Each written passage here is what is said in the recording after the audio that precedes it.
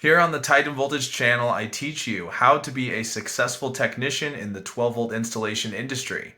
Today I've got some dash cameras and some telematics equipment to install and remove. Let's get to it!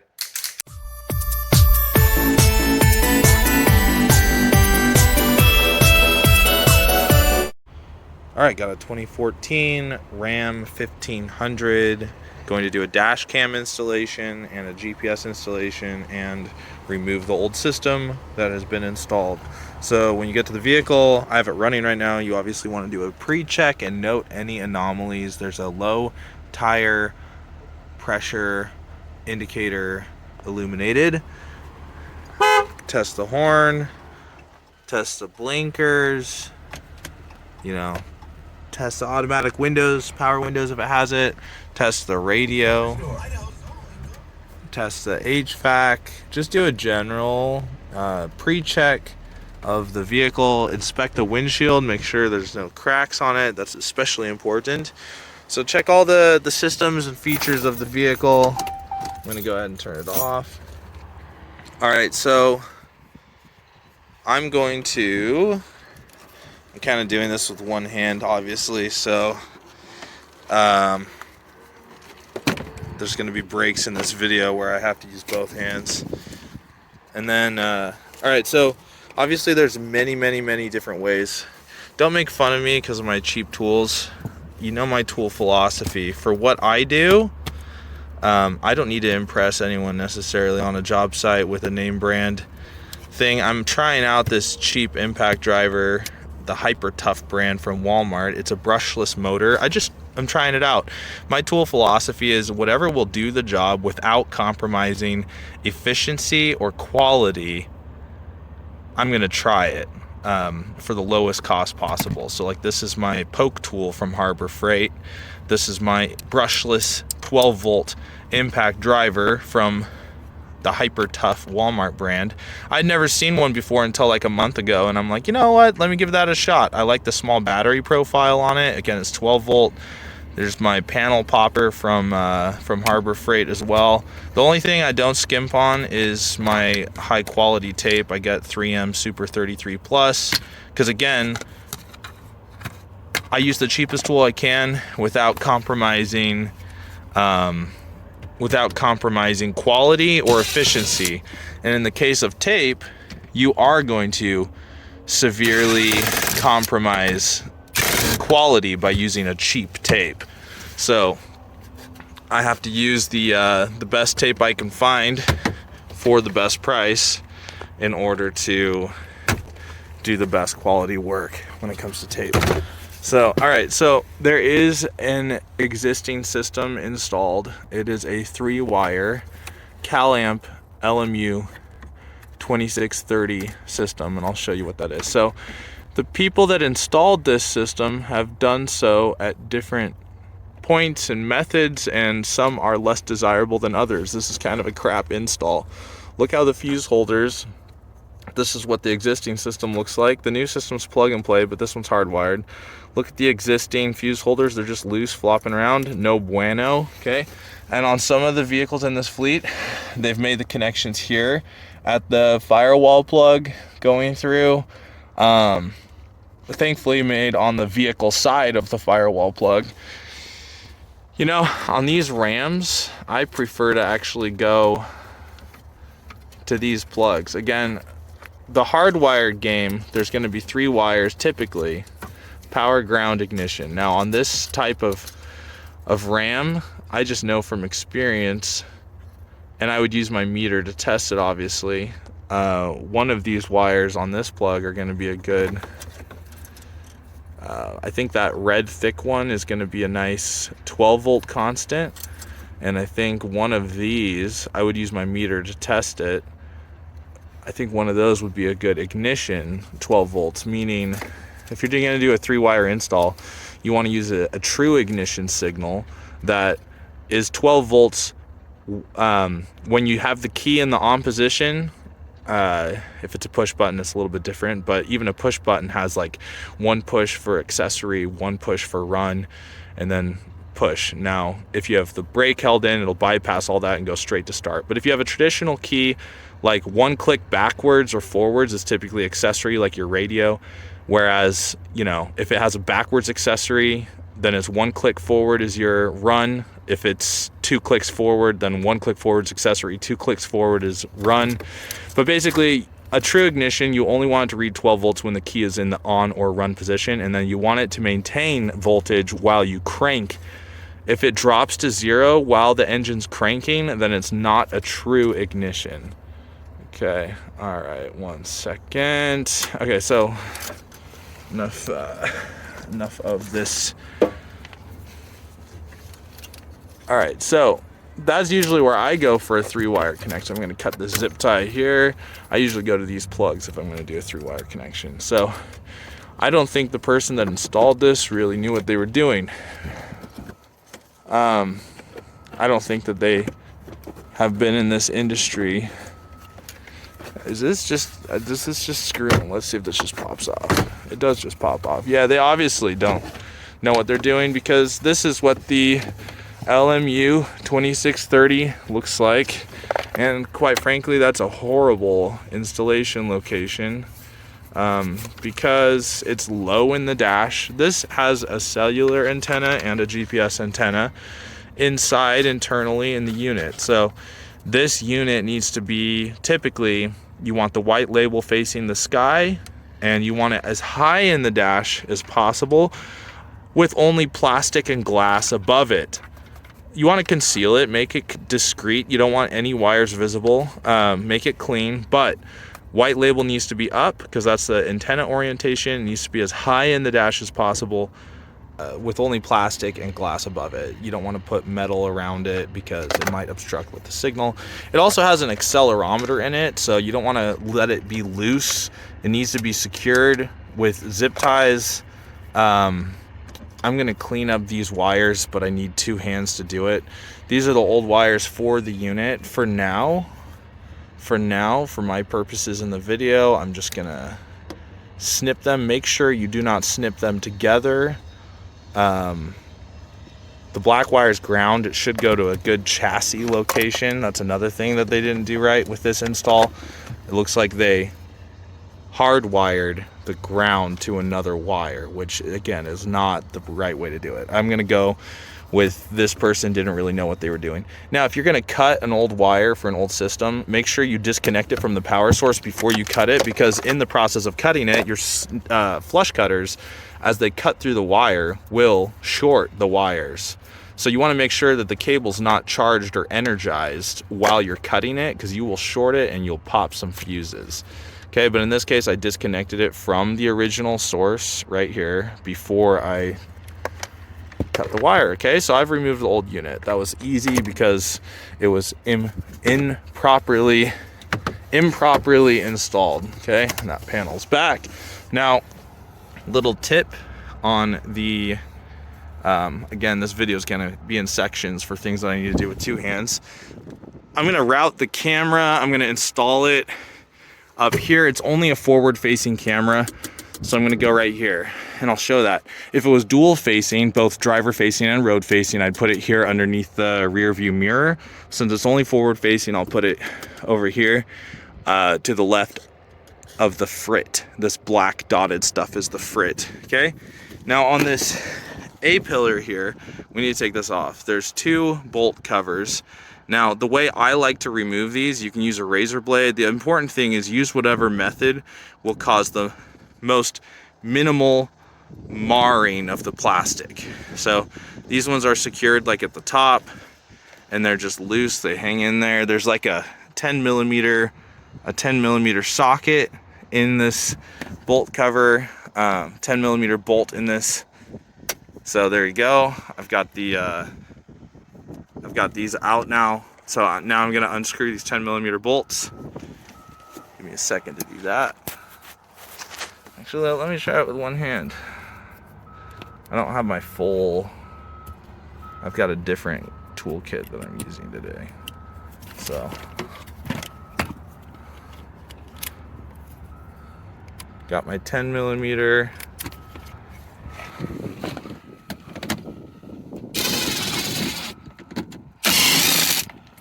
locked in.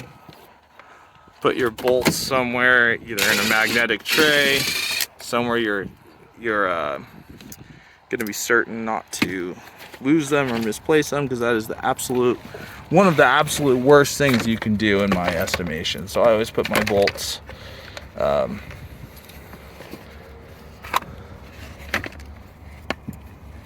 see, this is why, because I think I misplaced one already. I have a very good track record of not losing bolts, and it would turn up after the install. Oh yeah, I remember this one was actually stuck. See, there it is. It's actually stuck in the panel. Okay, good. Alrighty. So the key is these A-pillars can kind of be a bear to get out, and they vary vehicle to vehicle. This one's going to be kind of easy, but let me show you my trick. Many times I've pulled this out and slammed, absolutely obliterated my hand in a steering wheel. So what I'll actually do is I'll kind of step away for a minute so that when this A-pillar hits something, it hits the steering wheel, not my hand. So I'm going to put my hand through the handhold, and I'm just going to apply some good pressure and pop, and then I'm going to pull it out from where it goes. Sometimes there's like a speaker and some stuff and some wire connected in here, so be very careful. Don't just pull if there's going to be something connected. Be very gentle. Some of those clips are fragile. So what I'm going to do is I'm going to install the camera, and then I'm going to route the camera cable above the headliner and across. All right, so now that the camera's installed, mounted, I have the A-pillar back on, push those clips back in. Wanted to point out the old system, I went ahead and removed the wires from the unit wires from the vehicle wires, and I threw on some good tape and a zip tie to hold the tape in place on the exposed wires to make sure that those were good to go. And so that the removal of the old system is done now. Again, you don't want to poke and wrap your ground like they did. They had the ground poke and wrapped here. They had the constant poke and wrapped here and the ignition poke and wrapped here. You don't want to poke and wrap your ground. You want to use a self-tapping screw and a ring terminal and zip it into the chassis. Okay, I'll do another video on connection methods and best practices, but I want to show a sweet little tool. So the unit I'm going to install is very small. I've been putting it right here. I'll show you how that works. But these automotive clips, I had a friend turn me on to this. You can use like a panel popper to get those clips out, but I had a friend turn me on to this tool, and I'll put a link to it. I just got it on Amazon. I'll put an affiliate link in the description of the video, but this thing is the bomb. So the idea is, let's see if I can do this with one hand. I'm just gonna sneak in here behind the I have to go at an angle to show this, but I'm gonna sneak in here behind the clip. Can't really see that very well, but oh well. So I'm gonna now apply the tool, and it's gonna just pop that out for me just like that. Go gently so you don't risk damaging the wire or anything, but that part is incredibly smooth thanks to that tool. Makes it a lot easier. Now I'm gonna stick the unit right here and continue with the install. So the idea is, now this is a plug and play system that's going to get installed on the OBDII port. OBD stands for onboard diagnostics. There's lots of names for diagnostics ports. There's the often called the DLC, the data link connector.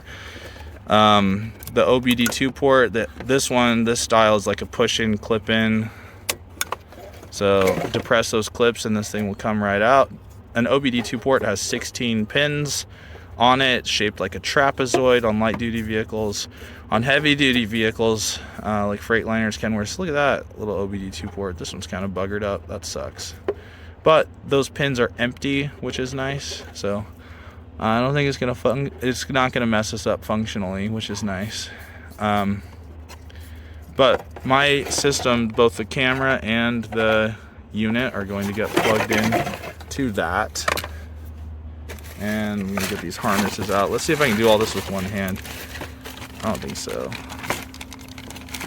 Anyway.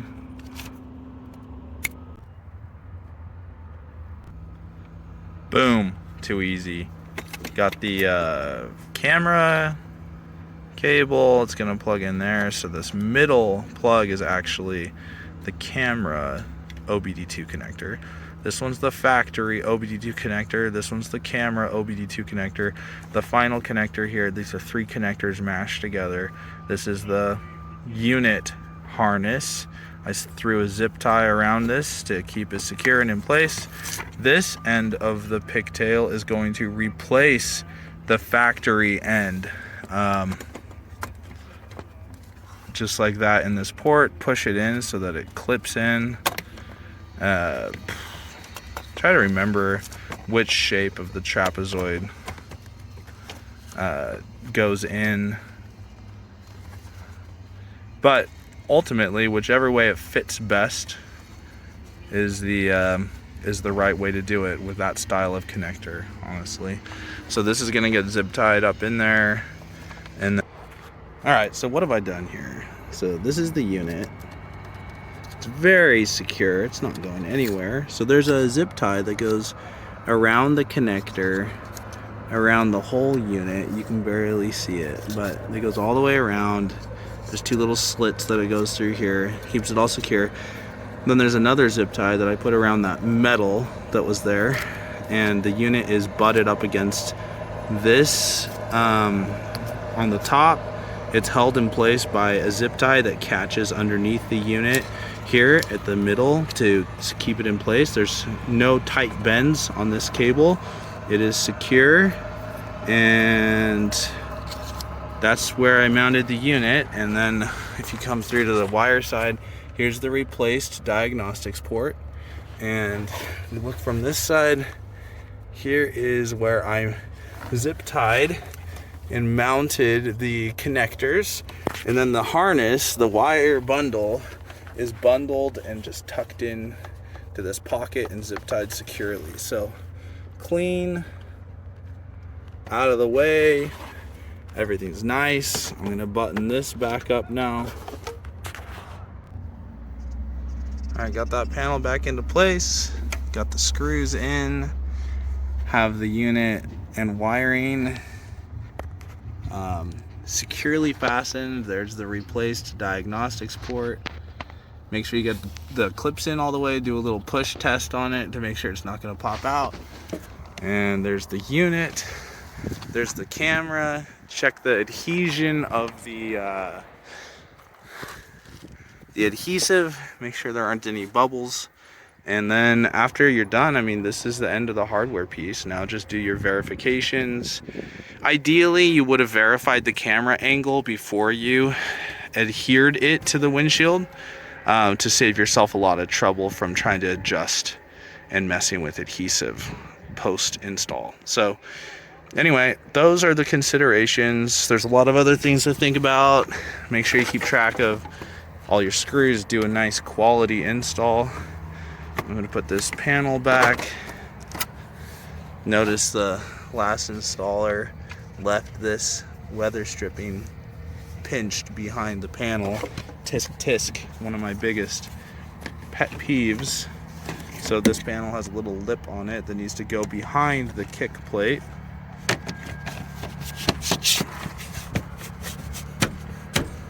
Make sure that this thing pops in all the way. This one's a little bit loose, but make sure it's secure and good to go. Put your weather stripping back in place. Leave it better than you found it in my case, because now the kick panel is not in front of the weather stripping, it's behind the weather stripping the way it's supposed to be. So there you go. Now just make sure you take your installation pictures and documentation along the way. I might do a separate video on that, but the idea is get a picture of the VIN, get a picture of the hardware serial numbers and labels that you are installing, get a picture of where you mounted the camera, where you mounted the unit, your power connections, the license plate of the vehicle label, and you're off to the races. Then just go through the verification process with the provider to make sure that the unit is reporting properly to the servers and everything's good to go. All right. Verify unit, record data, take pictures. Installation complete. All right, 2 for video, because I got another vehicle that's basically the same as the other one. Notice the windshield is busted on this one. always text a picture to your point of contact on site. Texting's nice because it gives you a timestamp. So take a picture when you notice a broken windshield and text it to the point of contact. That way there's a timestamp. They know that you found it prior to install. Just let them know, hey, just a heads up, I'm sure you're aware your windshield's busted. And it was like that prior to install, just so you don't get blamed for it.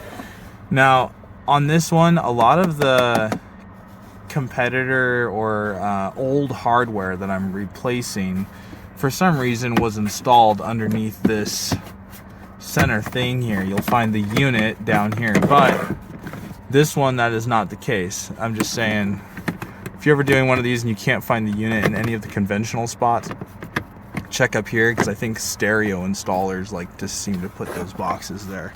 Now, I got lucky.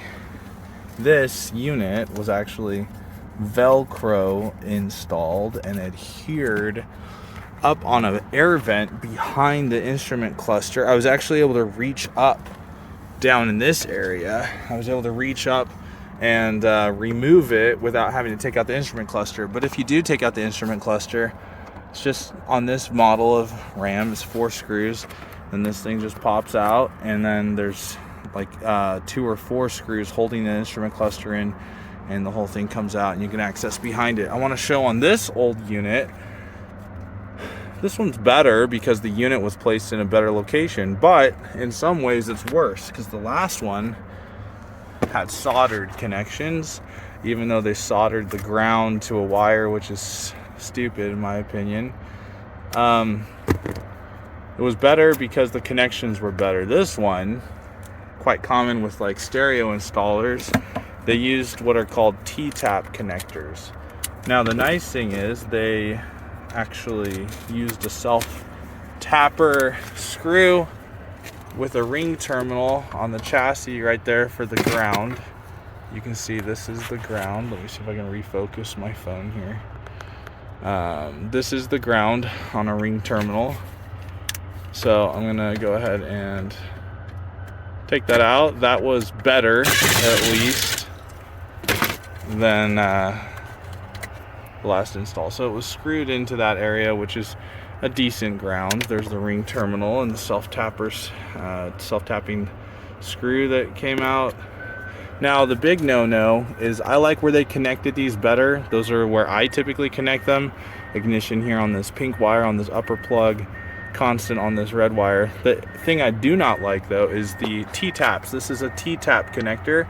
What it is by design, you can't really see super well in, there we go. By design, these connectors cut into the harness to make a direct wire connection. By design, they have a sort of a friction cut on the conductors of the wire themselves. So if you use one that's too big, you'll have a loose connection that's flopping around. If you use one that's too small, you're gonna cut into the actual conductors. And then there's spades that go on the end. I'm gonna do this with one hand at risk of, there we go, boom. So there's a spade connector that goes on there to the T-tap. Now, even just removing this wire, if these things were installed too tightly, then I have the risk. I have a risk. And always make sure that your strain is on the connection, not on the pin. You don't want to just pull on this because you're going to put strain on that pin. And if you pop out a pin, you're up a creek. So I'm actually, even though it doesn't really look like it, I'm mostly putting the strain on the connector itself. I'm just gonna need 2 hands for this real quick. Boom, 2 hands. I'm actually gonna leave those in place, and quite frankly, it's because they're a pain to remove, and you're at risk of kind of damaging the wire further when you're removing these in the process. So they're secure here. There's no exposed metal that's going to ground out against anything, so the disconnection there is done. All right, other than that, everything else is going to be the exact same on this one.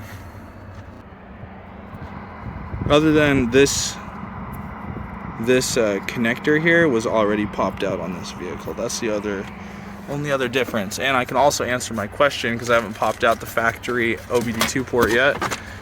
On the trapezoidal shape, on the factory plug, the wide side of the trapezoid is at the top. Okay, so that answers that question for me. Camera down the A-pillar. Unit mounted here, again, like so. I haven't put this plug into the panel yet, but this is how I chose to do this cable management. Here's that connection block. Here's where I put the harness this time, the harness that I'm working with. And yeah, simple.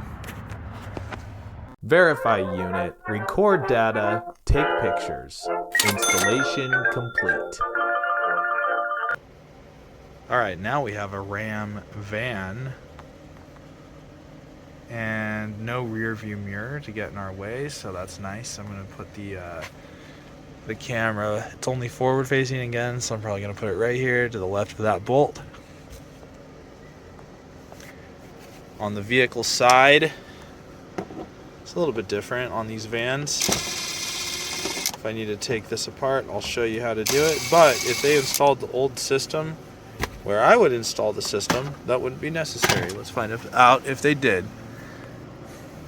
Nope, they didn't. So they could have just installed it basically right here in a manner that would make it so I wouldn't have to take everything apart.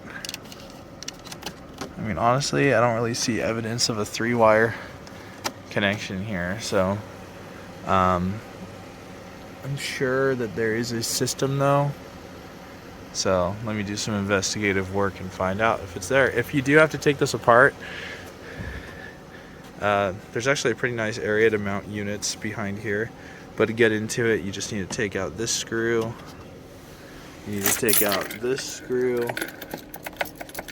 and then this will kind of just drop out, this whole knee plate. And then there's some other, you need to remove this piece next, and then you'll be able to remove this vent system. So if you ever need to get in there. Besides that, there's this A-pillar. It's got the bolt covers on it, likely going to be a 10mm again. Alright, so I think we're going to need to get into this panel, so I might as well show what I'm going to do here to take this apart.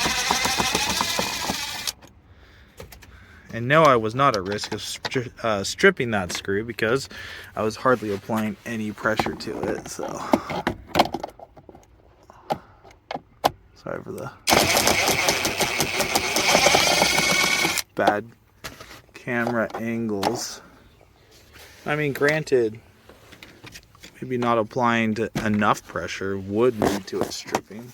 Suck, but alright, there's one more there. I knew I was missing one. One more there that needs to come out.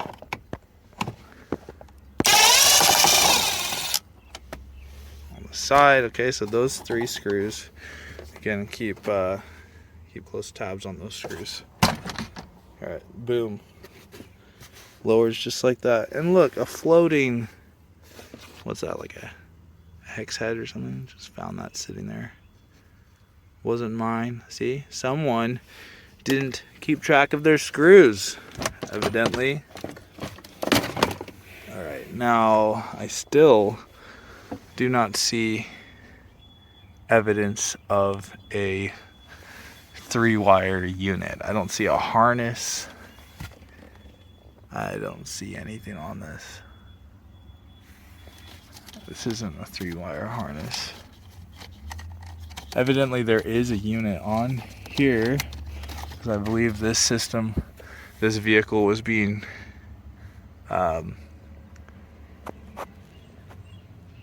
monitored in the old system that they had. I mean, they could have gone into the steering column shroud, the past installers.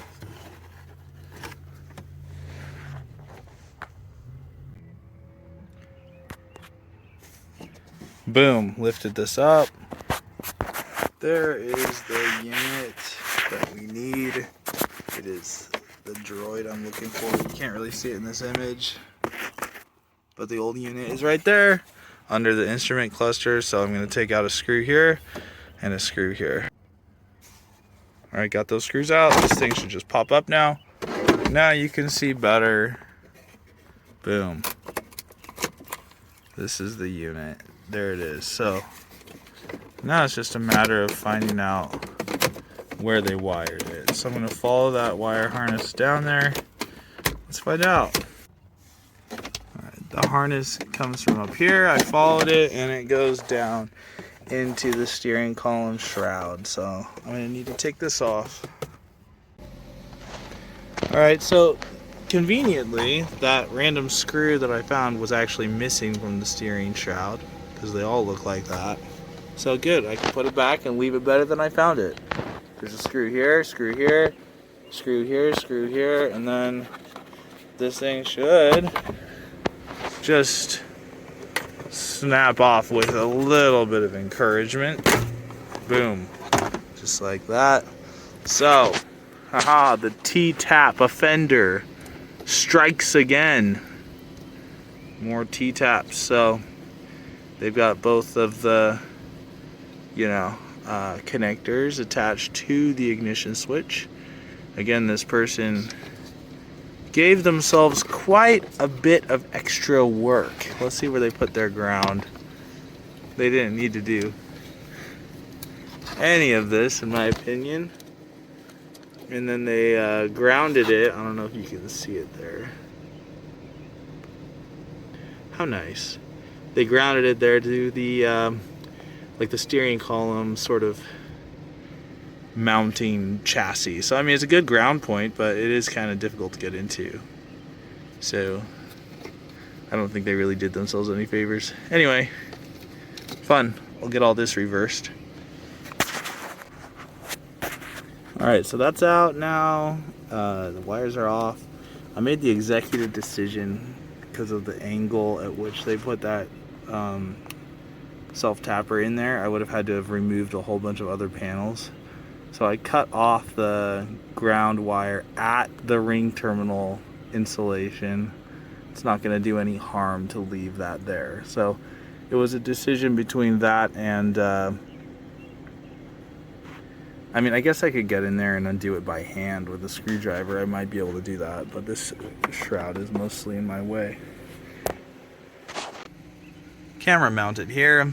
I don't like to mount adhesive on the frit, but I couldn't pass up this opportunity to be almost near center and have a great view of the road. So, camera cable up above the headliner, comes out here down the A pillar, going into that clip right there that's just empty. Here's another clip that I think housed this wire, but the wire wasn't in there, so I used it. This wire is just going to go down to the unit. I wanted to show you, this is one of those cases I was talking about where there's a speaker that has a wire going to it, a harness going to it, so be very careful when working with the A-pillar. You can disconnect that if you want to. I think it's more trouble than it's worth. I try not to do anything that I would deem unnecessary or avoidable. Now, this can just go back into place, as it were, and so on and so forth. Alright, so got it buttoned up from the camera to the A-pillar, nice and clean. Cable comes down and through here to the camera connector here, and then I pulled out the factory diagnostics port, which was here. 2 clips you depress and it comes out. Made all my connections here. The pigtail to replace the factory port comes up and around and back through, and then the new port gets mounted right there for accessibility, for reading emissions or reading engine codes, whatever you want to do. Here's the camera pigtail that gets put in. Now I'm going to mount the unit and plug it in. This is that zip tie I mentioned that goes around the unit. Kind of slides through the bracket. Alright, so I'm going to put the unit right here. It's going to be out of the way. I zip tied it to a harness. I also zip tied the harness cable here. That unit is secure. It is not going anywhere. Now I'm gonna tuck this connection thing up into here and secure it. I'm gonna manage all the cables, and then I wanted to show I did remove this tray thing. And the way that gets removed is just one screw right here after you get the knee plate off. And this is actually going to, the unit sits under the tray here. So this is gonna sit in like that and get fastened and secured, and then the unit is nicely sitting right there on top of the fuse panel. Alright, nice and clean. Got the unit right in here. Have the harness coming down. Have the main harness trunk right here out of the way of the panels. And then I have the whole plug of the OBDII units zip tied right there securely out of the way. Boom. Got this back together nicely. Put the 3 screws back in, as well as the screw behind this plate for this panel. Now you can see everything's clean. The only evidence that I've been here is being able to see the camera. Other than that, you just want to make sure your wires are not going to be obstructing any panels. And in this case, it's a very clean install. Everything goes together nicely. I'm going to screw these in, and then we're done, and I'm cleaning up. Verify unit, record data, take pictures. Installation complete. Alright, got my last vehicle here, number 4 for this stop. And I want to, for what it's worth, I've been dissing on the shop that's been doing these installs. For, in all fairness, it looks like it's been multiple people, not just one. But I gotta give credit where credit's due.